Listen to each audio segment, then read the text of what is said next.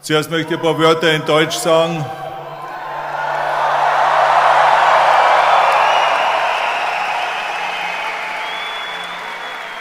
Ich bin sehr glücklich, hier in München zu sein, weil München ist für mich eine sehr wichtige Stadt. München war für mich das Sprungbrett nach Amerika. Ich bin nach München mit dem Alter von 19, nach 4 Jahren Bodybuilding-Training und innerhalb 3 Monaten durch die hervorragenden Trainingsmöglichkeiten hier in Deutschland, in München, habe ich die Mr. Europawahl gewonnen. Und nach einem Jahr wurde ich der jüngste Mr. Universum je.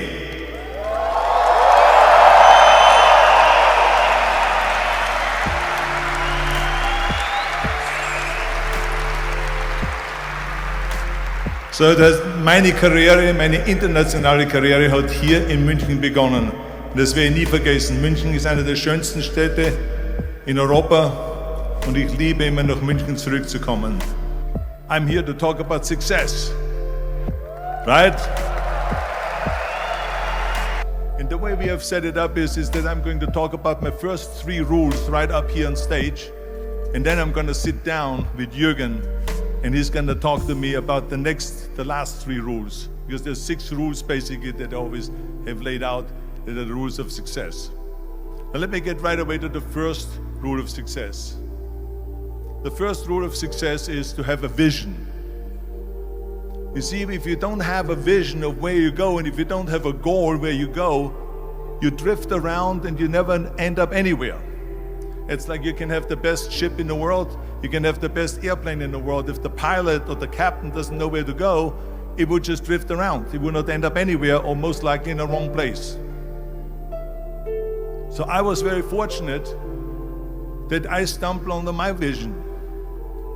I mean, as you know, I was born in 1947 in Austria after the Second World War. And I didn't really like Austria when I grew up. I couldn't wait to get out of there. I couldn't see myself becoming a farmer or a worker in a factory or anything like that. Even though my parents wanted me to stay there and have a normal life. My father wanted me to become a police officer like he was. My mother wanted me just to stay there and marry a girl with the name of Heidi, hopefully, and have a bunch of kids and run around like the Van Trapp family in The Sound of Music. But that was their vision, not mine. My vision was totally different. I felt that I was born for something special, for something unique, for something big. So I was searching. Then one day I went to school. I remember I was 11 years old, and they showed a documentary about America. And there they showed in this documentary the huge skyscrapers, the high-rises, the huge bridges, the 6-lane freeways, the huge cars with the wings sticking out, and all of this stuff. And I said to myself, that's where I want to be. I don't want to be around here with these little farmhouses and these little buildings and everything is old. I want to be in America. But now the question was just, how do you get to America? In those days, it was a very expensive trip. It's not like today. So again, I was very fortunate that one day after school, I walked by a store in Graz, which was called Brühl. And it was the only store that really sold kind of American stuff. So one day, they had jeans there, American jeans. And then they had the Bullwalker. And then they had an expander. And some barbells and some dumbbells and an exercise bench in the window. So I went inside and I looked around and I looked at this stuff, and then I saw a magazine. I saw a bodybuilding magazine that had Reg Park on the cover. Reg Park was then a 3-time Mr. Universe. And I saw him on the big screen as Hercules. And on the cover it said, how Reg Park, Mr. Universe, became the Hercules star. That's what the cover story was all about. So I looked at the cover and I said to myself, I got to get this magazine.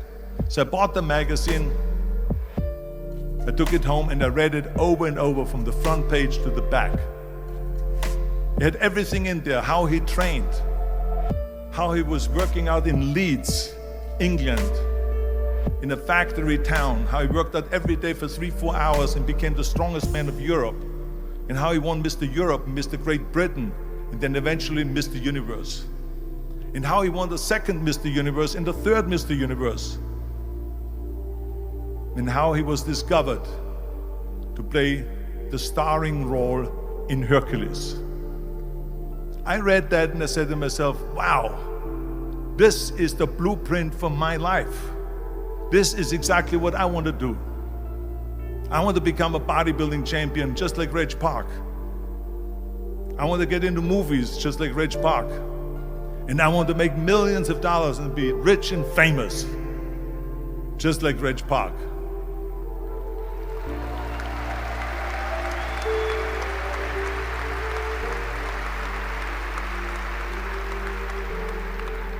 Do you know how great it felt that I knew where I was going?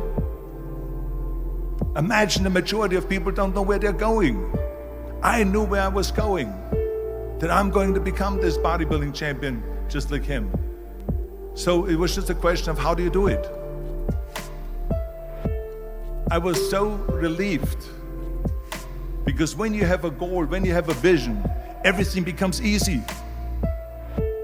Because remember that in America, for instance, when you study, you will see the percentage of people that like their jobs.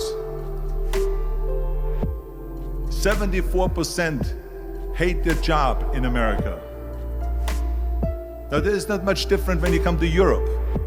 The majority of people don't like what they're doing because they're really not doing it because they didn't have a goal and they followed this goal. They just aimlessly drift around and then all of a sudden there's a job opening, so they get that job because you have to work. But then when you work, it's a chore. It's work. It's not fun. So if you think about only a quarter of the people really enjoy what they're doing in life. That is unbelievable if you think about it. So I felt so blessed that I knew what I was doing. It's like a medical student that studies and knows he wants to become a doctor. You know where to go. So I knew where to go. So people always ask me, when they saw me in the gym in the pumping iron days, they say, why is it that you're working out so hard? 5 hours a day, 6 hours a day, and you have always a smile on your face. The others are working out just as hard as you do, and they look sour in the face. Why is that? And I told people all the time, I said, because to me, I'm shooting for a goal. In front of me is the Mr. Universe title. So every rep that I do gets me closer to accomplishing that goal, to make this goal, this vision turn into reality. Every single set that I do, every repetition, every weight that I lift will get me a step closer to turn this goal into reality. So I couldn't wait to do another 500-pound squat. I couldn't wait to do another 500-pound bench press. I couldn't wait to do another 2,000 reps of sit-ups. I couldn't wait for the next exercise, for the next half hour of posing and all the kind of things that you have to do to be a champion.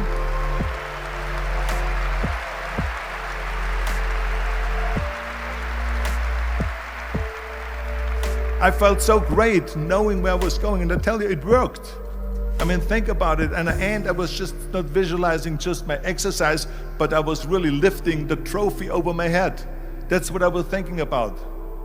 And with the age of 20,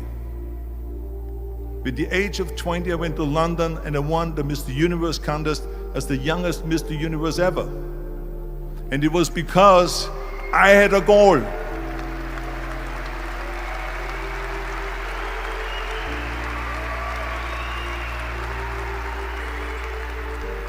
And this is no different than anything else, what I'm talking about. This is not just about bodybuilding. It was the same in acting. I remember when I was doing Conan the Barbarian. I was crawling on the rocks with a sword in my arm, crawling on all four. And of course, being that it's Conan, I didn't have clothes on or anything like that, right? So I was kind of, my knees were bare, my elbows were bare and everything else. And I'm crawling on the rocks. So after 10 takes, my elbows were bleeding and my knees were bleeding. And the director came to me and he said, Arnold, I'm so sorry that you have to go through this, but we need one more take. A close-up of you crawling with the sword towards the camera. Can you handle one more take? And I said to him, I don't know what you're talking about. He says, I'm totally fine. He says, but you're bleeding. I said, because I don't feel it, because I can visualize what the scene will look like in a film. And I'm so excited about this scene.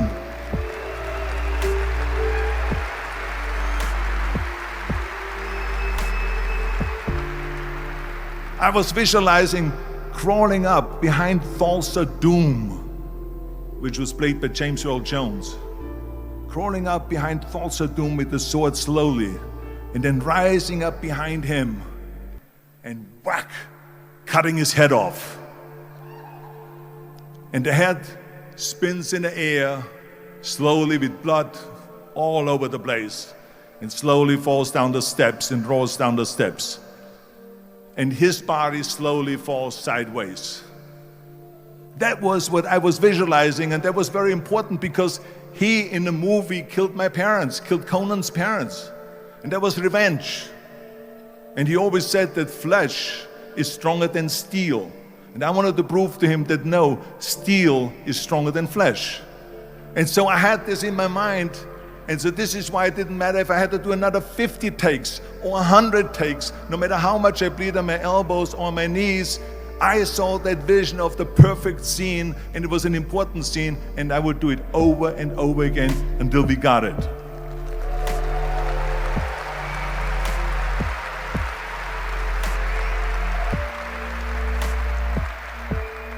And the same thing is also in politics.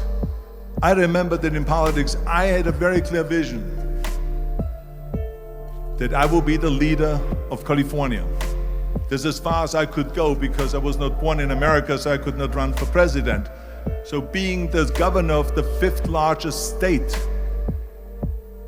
I should say the largest state, the fifth largest economy in the world, was for me really the ultimate title, the ultimate accomplishment in politics. So even though people came up to me and says, why don't you go and run for something smaller, you're never gonna make it. I ran for governor, and then 2 months later I became governor of the state of California.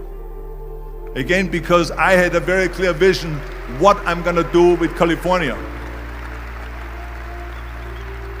So let me tell you something, visualizing a goal and going after it makes it fun. You got to have a purpose no matter what you do in life. You got to have a purpose. So that's rule number one, have a vision. Rule number two is, don't listen to the naysayers.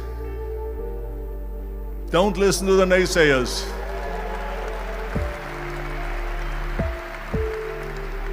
Everything I ever did, the thing that I heard out of people's mouth was, that's impossible. That can't be done. Or no.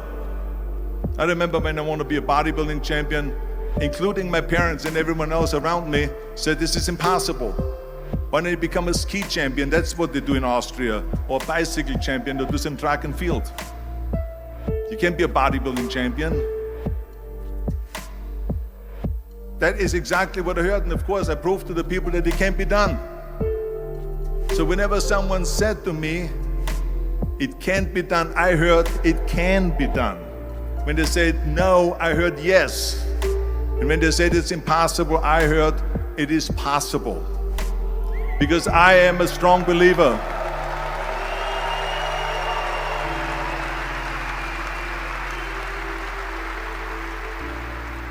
I'm a strong believer of what Nelson Mandela said, that everything is always impossible until someone does it.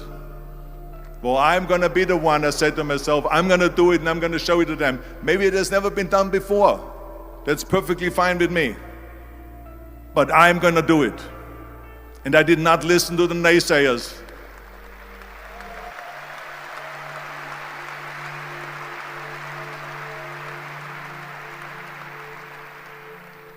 The same was also when I went into, not just in bodybuilding, they said no. When I wanted to come to America, when I wanted to go to America, they said it's impossible. There's no money that you have to fly even over there. You have no money when you go over there to live with. And what do you think, they're gonna wait for you? They have plenty of big bodybuilders over there. It was all no, and it can't be done, it's impossible. And I remember then that the same thing happened also when I went into the show business. Can you imagine? I was now a bodybuilder. I weighed 250 pounds. I was Mr. Olympia 6 times. I was Mr. Universe 5 times, and Mr. World and Mr. International. I won 13 World Bodybuilding Championships altogether. And now I said to the agent, the Hollywood agent, I want to get into movies. He said, that's funny, Arnold. I asked a studio executive, I say, I want to get into movies. I want to be a leading man. He started laughing.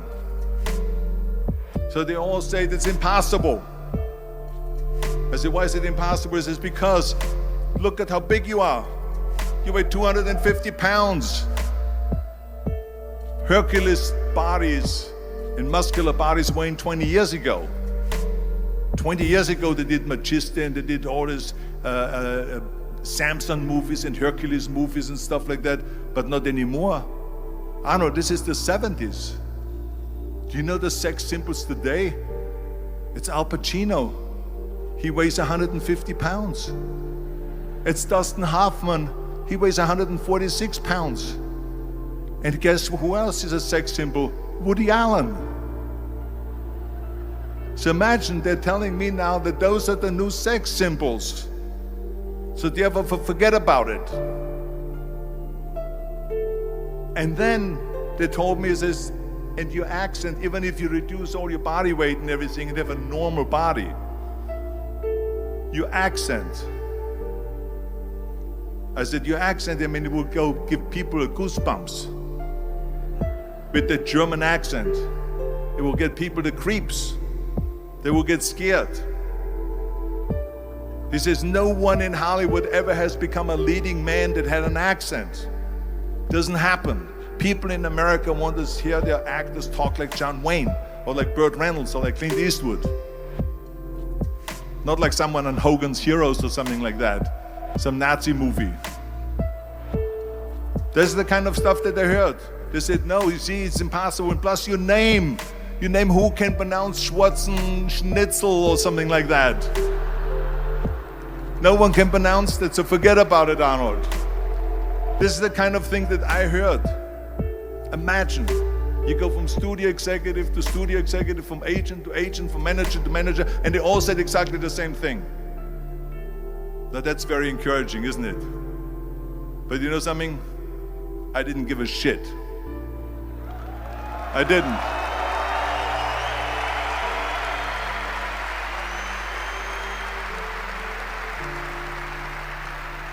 Because I believed that I can be a leading man. I believed that I could be another Clint Eastwood, or another Burt Reynolds, or another Warren Beatty, or whatever those characters were, Charles Bronson and so on. I believed that I could be those people. I said, there's enough room on that ladder that I can fit up there.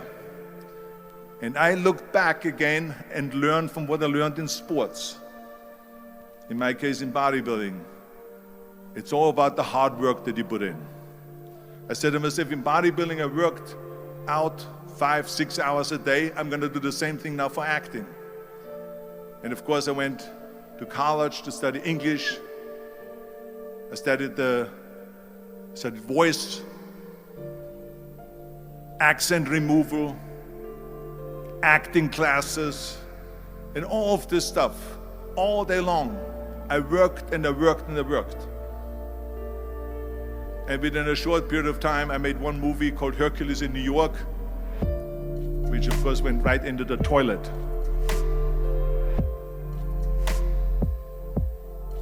But it didn't discourage me. I still had the same vision. And then all of a sudden I did Streets of San Francisco. I did Stay Hungry and Pumping Iron and The Villain. And then all of a sudden I was asked by Dino De Laurentiis and by Universal Studio, the biggest studio, to star in Conan the Barbarian. And after I did Conan the Barbarian, the director at the press conference said to the press, the director was John Milius. He said to the press, if we wouldn't have had Arnold, we would have had to build one. So think about that.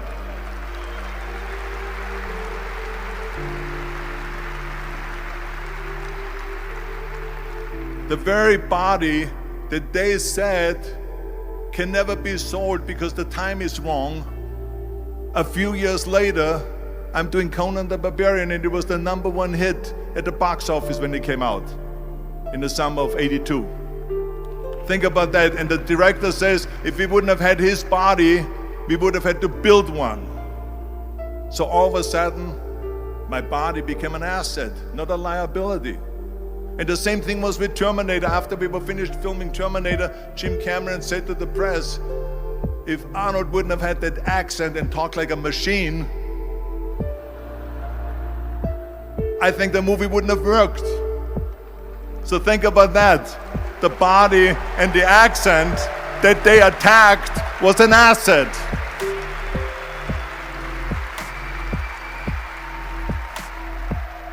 But I didn't listen to those losers. I didn't listen to them at all. Because that's exactly the way it was in politics again, when everyone said no, no, no, and it can't be done. And then became governor of California. And this is with everything like that. This is just the reality of it, is that you cannot listen to the naysayers. So this is a very important lesson for all of you. So when someone says, no, this is a stupid idea, you in your mind, you don't have to say it, but in your mind just say this, fuck you. You're an asshole. What do you know?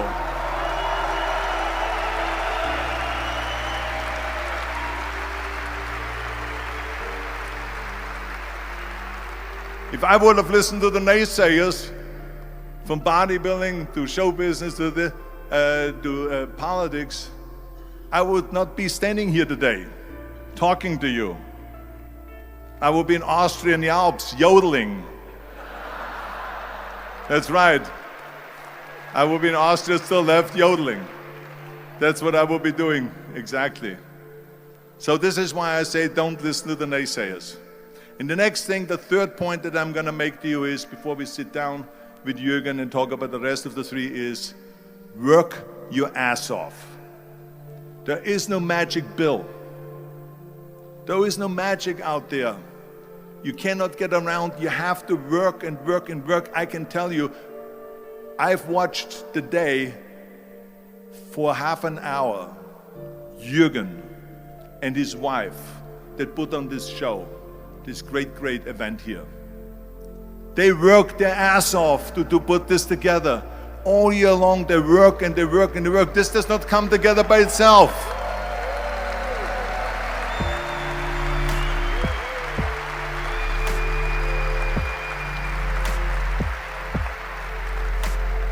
For half an hour they were running around and making phone calls and doing this and that and talking to their aides and make sure this is happening, make sure there's the water out there.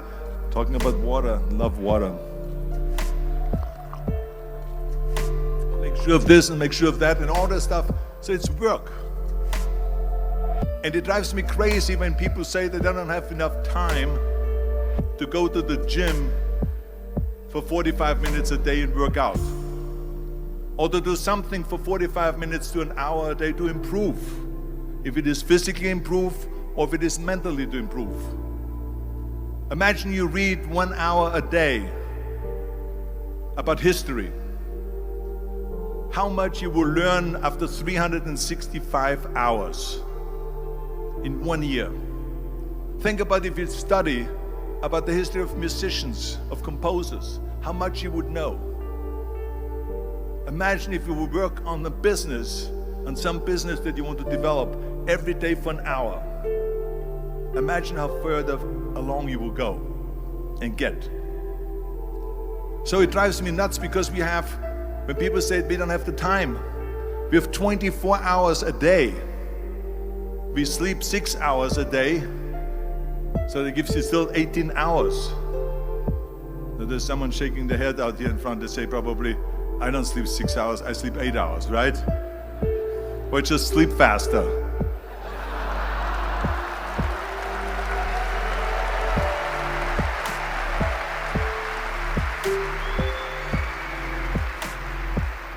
So we have 18 hours a day. The average person works around 8 to 10 hours. So let's assume it's 10 hours, so we have 8 hours left. Then you travel around an hour a day, maybe 2 hours a day. So now you have still 6 hours left. So what do you do with these 6 hours? What do you do with these 6 hours? Then we eat a little bit, then we schmooze a little bit, talk a little bit to people and all that stuff. But you can see how much time there is available if you organize your day.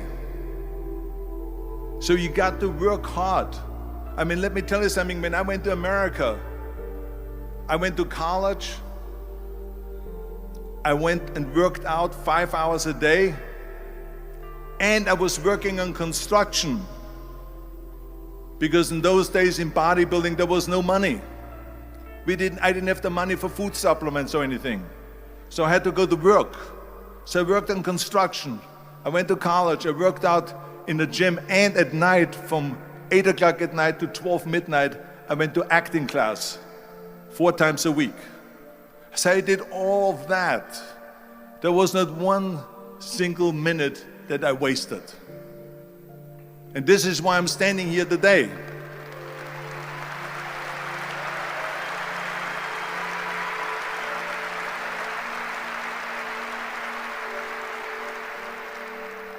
I became very friendly with Muhammad Ali in the 70s. And Muhammad Ali worked his butt off. And I saw it firsthand. And I remember that there was a sports writer that was there in the gym when he was working out and he was doing sit-ups. And they asked him, how many sit-ups do you do? And he said, I don't start counting until it hurts. Now think about that. He doesn't start counting his sit-ups until he feels pain. That's when he starts counting. That is working hard. And so you can't get around the hard work. It doesn't matter who it is. As a matter of fact, I believe what Ted Turner said, work like hell and advertise.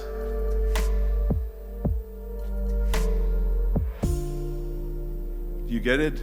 Work like hell. Go to bed and early to rise, work like hell and advertise. So you work your ass off and then you let the world know about your work.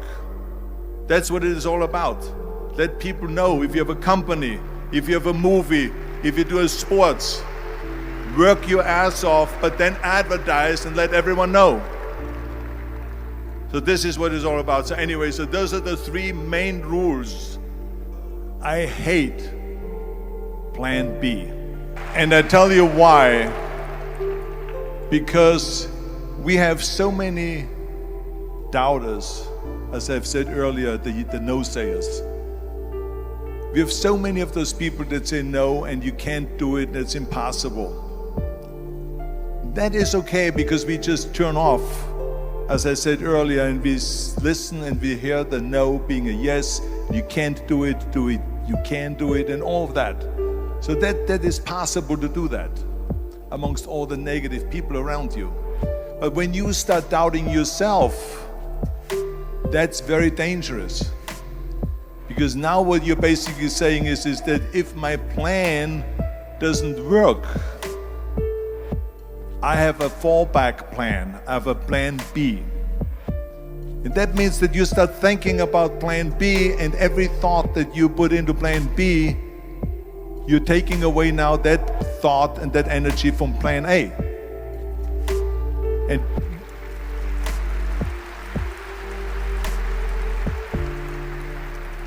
And it's very important to understand that we function better if there is no safety net, because plan B becomes a safety net. It says that if I fail, then I fall and I get picked up and I have something else there that will protect me. And that's not good, because people perform better when there's no safety net. People perform better in sports and everything else if you don't have a plan B. I'm telling you, I've never ever had a plan B. I made a full commitment that I'm gonna go and be a bodybuilding champion. I made a full commitment that I'm gonna be in America. I made a full commitment that I'm gonna get into show business and I'm going to be a leading man. No matter what it takes, I will do the work. I will do the work over and over and over until I get it. And the same was in politics and everything like that. So to me, it is very dangerous to have a plan B, because you're cutting yourself off from the chance of really succeeding. And the reason, one of the main reasons why people want to have a plan B is because they are worried about failing. What is if I fail, then I don't have anything else? Well, let me tell you something. Don't be afraid of failing, because there's nothing wrong with failing. You have to fail in order to climb that ladder. There's no one that doesn't fail.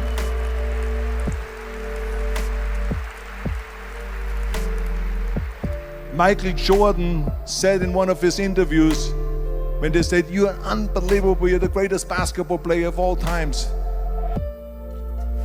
I mean, tell me about that. And he says, "Well, you're just mentioning the successes."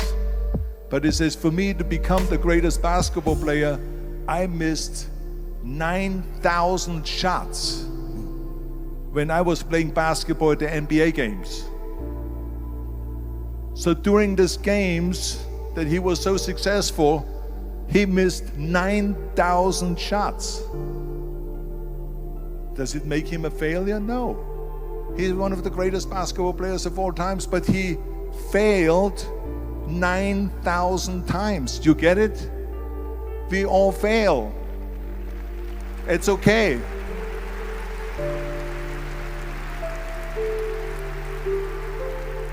What is not okay is that when you fail, you stay down.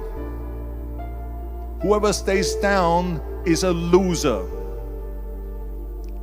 And winners will fail and get up. Fail and get up. Fail and get up. You always get up. That is a winner. That is a winner. I failed in bodybuilding. I lost bodybuilding competitions. I lost powerlifting competitions. I lost weightlifting competitions. I had movies that went in the toilet and that were terrible and got the worst reviews. And in politics, I remember I had many of the initiatives on the ballot, and we lost. My approval rating in California went down to 28%. And then it went back up again, and they won again the governorship. Hey, we all lose. We all have losses. This is okay. And this is why I say, don't be worried about losing, because when you're afraid of losing, then you get frozen. You get stiff. You're not relaxed. You got to be, in order to perform well in anything, if it's in boxing or if it is on your job or with your thinking, is only happening when you relax. So relax. It's okay to fail. Let's just go all out and give it everything that you got. That's what it is all about. So don't be afraid to fail.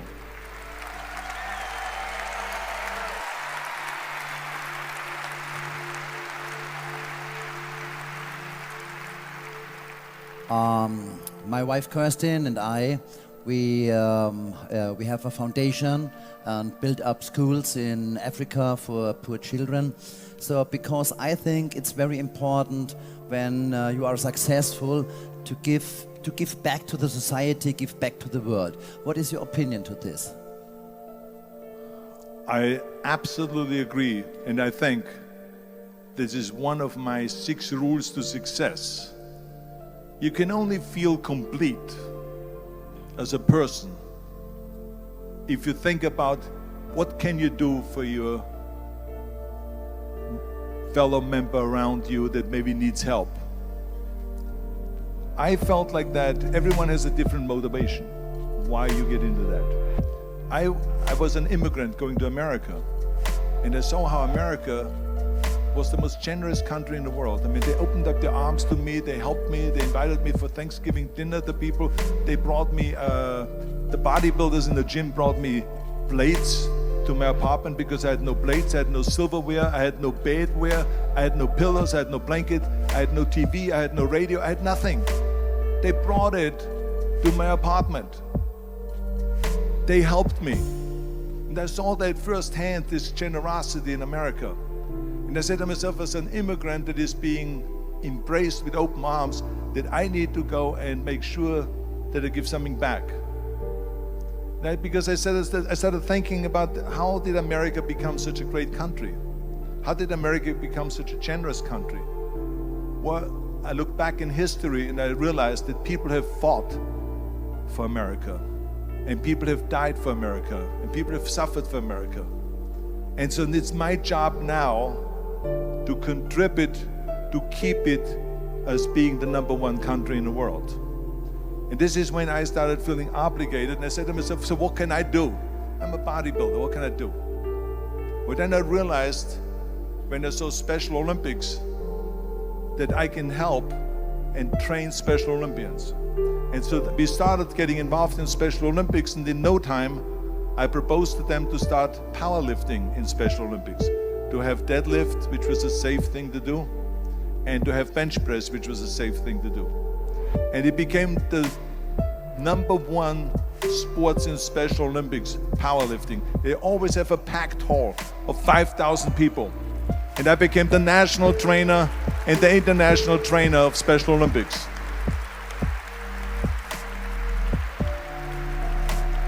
And I tell you, I felt so good.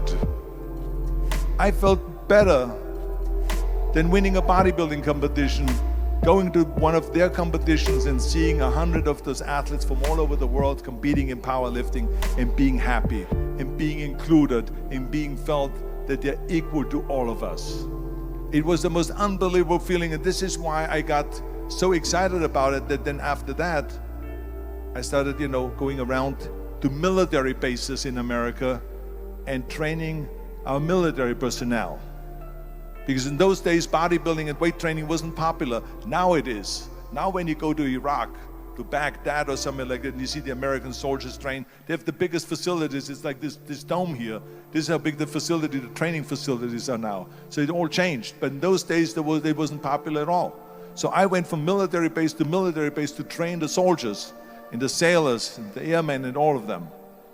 And it made me feel good again. And then after, when I met President Bush, then Vice President Bush, and we traveled around to campaign, he asked me what I want to do, and I said, I would like to be a fitness leader in America. I would like to be the chairman of the President's Council on Physical Fitness and Sports. And then when he became president, he appointed me to that. And so now I really was able to travel through all 50 states and promote health and fitness. And the more I got into that, the more I realized how good it feels to give something back. And that's when my idea came about after-school programs, because after school, when I traveled to all the schools to train students, I saw there was a huge gathering of students after the school was over outside the school. And I asked the school principal, what are all the students doing? And he said to me, Arnold, you have to understand that 70% that the kids in our schools, they come from parents where 70% of the parents are both working. So therefore there's no one there picking them up. So that's got me the idea to start after-school programs, to keep those kids in school while the parents are working, and to offer them homework assistance, tutoring, and sports and fitness programs and arts programs, music and painting and so on. And it became a huge success.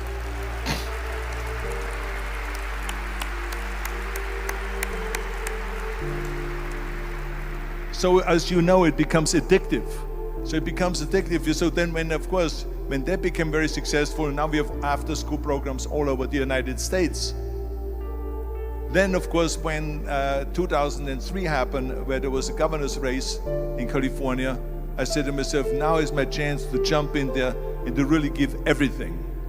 And people said to me, are you crazy to run for governor? When you're governor, he says, you cannot go and make movies anymore.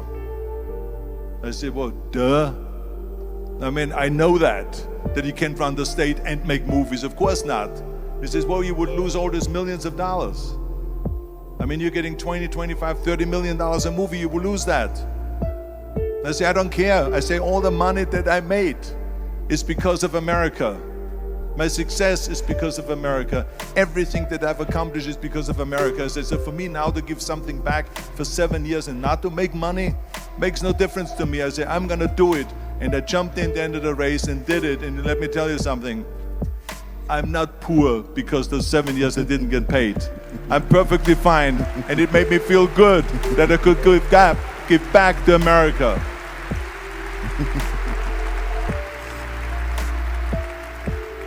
Arnold, I have told the people here today that my opinion is it is very important to learn lifetime. Don't stop in learning, go on, go forward. And what do you think about learning? What do you think about to have a coach? Is it important to have a coach? Is it important to have someone who can tell you what you are doing, who can help you? What is your opinion to this? Well, I think that every day we are benefiting from someone helping us. That's why I said earlier, there's no such thing as a self-made man. I mean, when you think about it, you're born and you need your parents to raise you. You need your teachers to teach you. You need your coaches to do sports. And so when I think about back of the people that helped me, as a matter of fact, one person, where's my friend here, Albert Busek? Is he sitting here somewhere? Where is he sitting? Albert Busek, come on out here for a second. Come on out here for a second.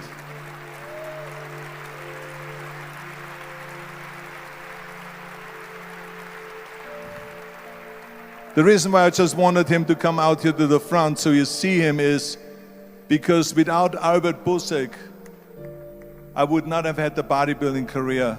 Stay right there, Albert, and look at this way so they can see your face. Exactly.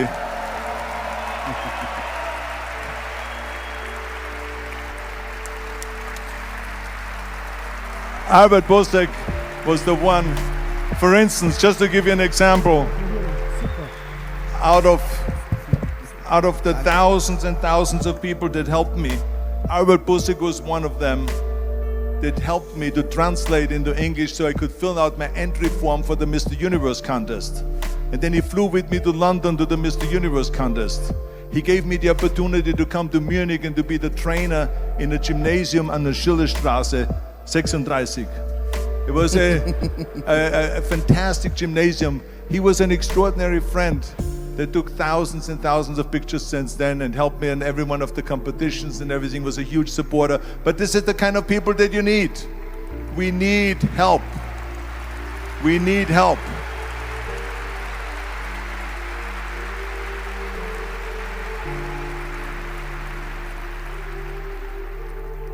I remember that everything I did, I always needed help. Think about it when someone says, Arnold, you're the greatest self-made man. I said, you can call me anything you want. You can call me Arnie, you can call me Schwarzi, you can call me Terminator, you can call me Governator, but don't ever call me self-made man. I said, because I did not get to that point by myself. I mean, think about just to be successful in the movies. How are you going to be successful in the movies without having an audience? The only one that makes you successful in the movie is the people that go to see the movie.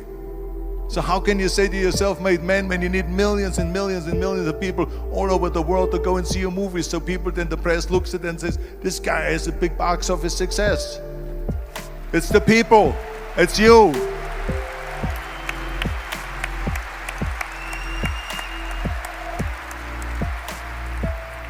Imagine if Jürgen and I both think that we're self-made people and this hall right now is empty. No one here. Do you think this will be a successful conference? No. Who makes it successful is not him and me. We are just one little molecule that is added to the equation. But you are the ones that make this conference a successful conference. So thank you all of you for being here today. You are the ones that is making it big.